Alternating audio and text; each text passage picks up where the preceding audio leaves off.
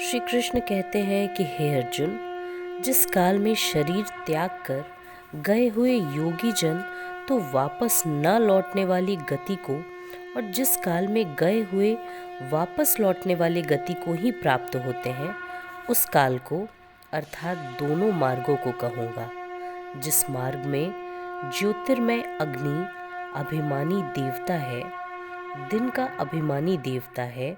शुक्ल पक्ष का अभिमानी देवता है और उत्तरायण के 6 महीने का अभिमानी देवता है, उस मार्ग में मरकर गए हुए ब्रह्मवेता योगीजन उपयुक्त देवताओं द्वारा क्रम से ले जाए जाकर ब्रह्म को प्राप्त होते हैं। जिस मार्ग में धूमाभिमानी देवता है, रात्रि अभिमानी देवता है तथा कृष्ण पक्ष का अभिमानी देवता है और दक्षिणायन के 6 महीने का अभिमानी देवता है,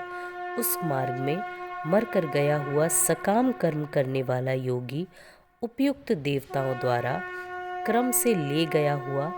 चंद्रमा की ज्योति को प्राप्त होकर स्वर्ग में अपने शुभ कर्मों का फल भोगकर वापस आता है। क्योंकि जगत के यह 2 प्रकार के शुक्ल और कृष्ण अर्थात देवयान और पितृयान मार्ग सनातन माने गए हैं। इनमें एक के द्वारा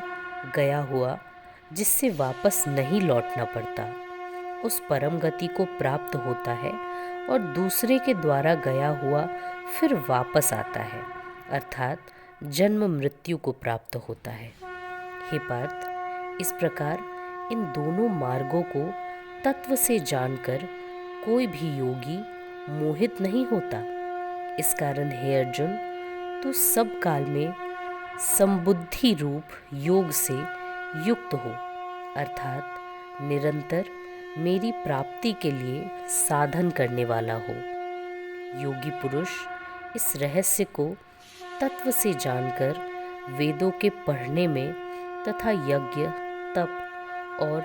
दानादि के करने में जो पुण्य फल कहा है,